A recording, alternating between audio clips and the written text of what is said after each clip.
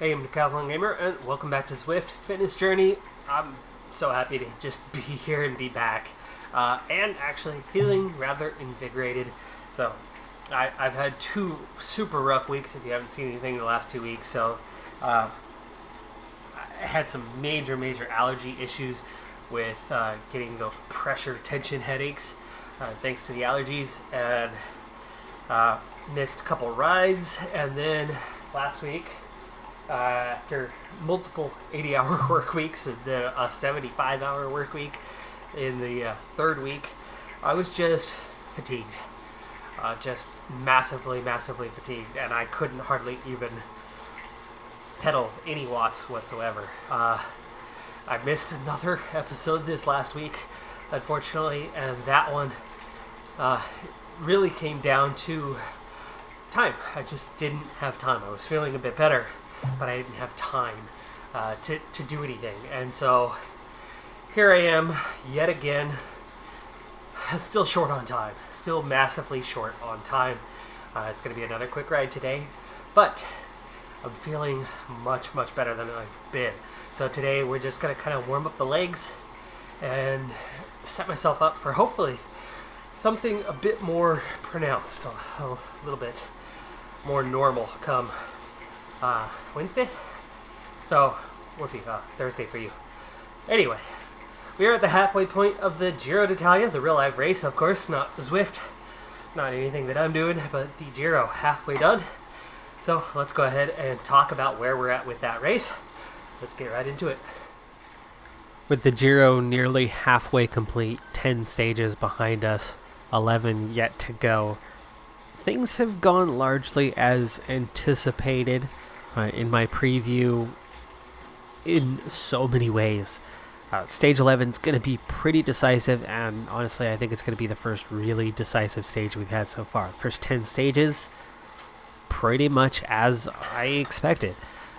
The standings and how things have gone thus far. Now, some of the only surprises are a few of the riders that have crashed out. Dombrowski wins stage 4 and then crashes out on stage 5.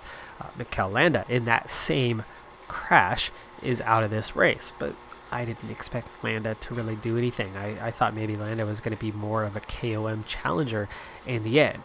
And right now, it is going to take one of the GC favorites going down on stage 11, meaning losing a lot of time in that 30 kilometers of gravel, and not something they're terribly well built for. But again, this is going to play out different than a Strade Bianche, which is essentially what they're doing.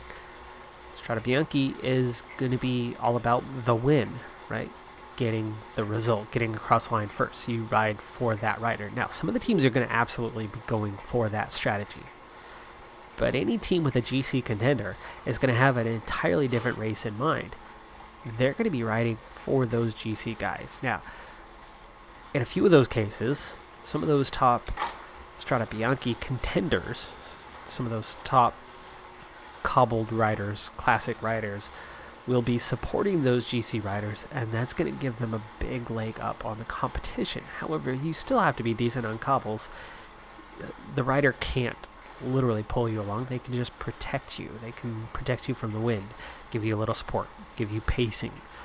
So yeah, it's helpful, but you still have to use your legs to get across those 30 kilometers. And so stage 11, I still think is potentially going to be the most exciting of all the stages, and is going to massively shake up this field, because through 10 stages, like I said, it's been fairly much right on par with what I thought. I said after 11 stages, and that was kind of the tipping point that I made, but here today we're talking about post stage 10. I figured Bernal would be in the podium positions entering stage 11. That has happened. In fact, he's now in the pink jersey. And that maybe he'd still be in a podium place after stage 11. However, he could maybe slip into just inside the top 5, but would still be well placed through a strong first 10 stages. And that's exactly where he sits. I thought Evenepoel could absolutely be in a podium place and possibly in the pink jersey post stage 11. and he's perfectly poised for that to happen right now. He's 14 seconds down on Bernal in second place. But again, once we're done with stage 11, and Evenepoel looks fantastic thus far, and of course he's a very good time trialist, and he'll make up some time with that later on. The pure climbing, though, something I didn't know about him, he's dropped 4.5 kilograms from what he was in weight. He's dropped quite a bit of weight, and that could really play to him climbing a little bit better. We'll see if that actually happens or not. I still have my doubt, though. I still doubt that he is take a year off and come back, okay, lighter, fitter, ready to go. But is he going to instantly have form? Is he going to be able to hit those high mountains and get through them in one piece and not lose time? That's what I fear, and that's why I said he very well could lead after stage 11, but barely be inside the top 20, or top 10 by the end of stage 21.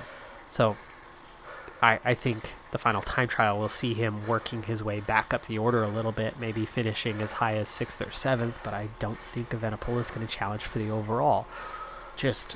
I think he could be in pink for those next couple of days following stage 11.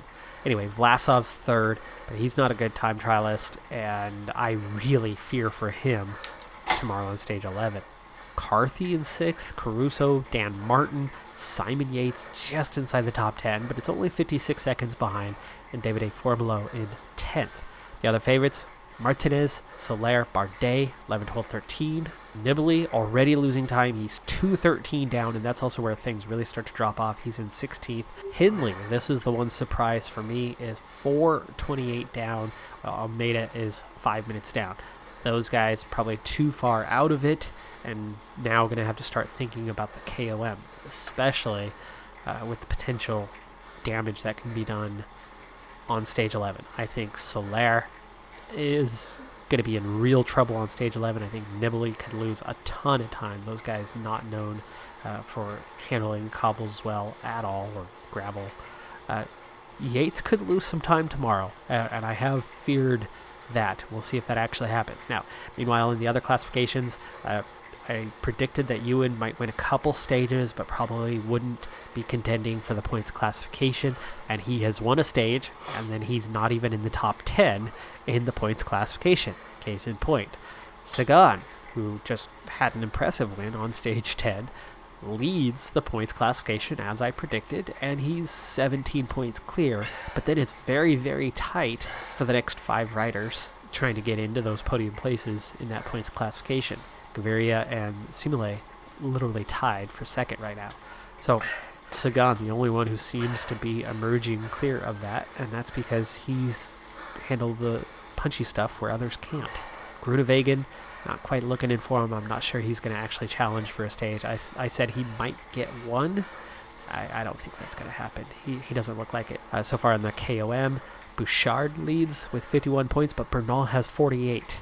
Gino Mader has 44. I think Mader could contend for that KOM. He's a strong climber and could spend a lot of time in breakaway stages. Bahrain victorious, not going to be contending for the GC. So that's a good alternative. That's a good alternative target for them. He could maybe pull some points in these next few stages and get a decent lead going on with that one. But otherwise, this could come down to Bernal.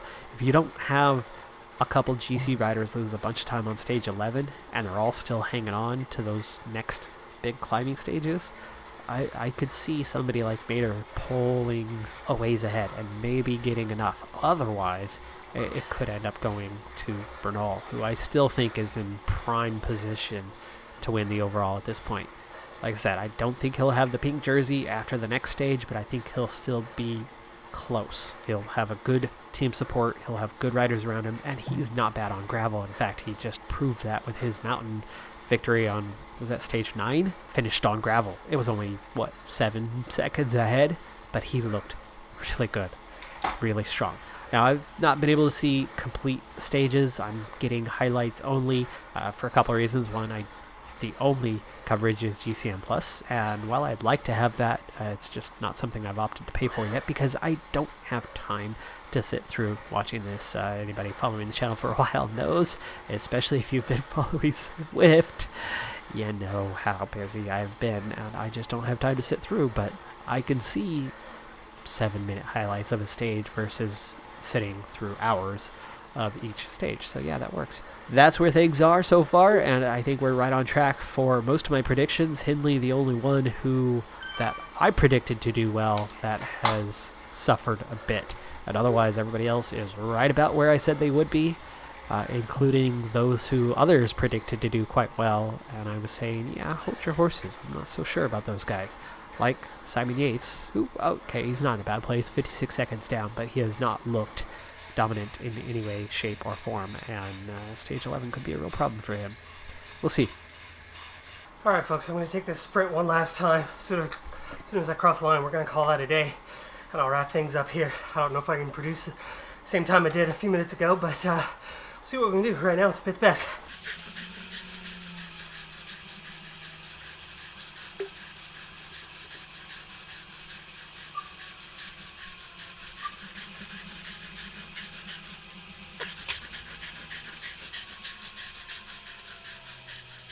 Not fast, but that's okay.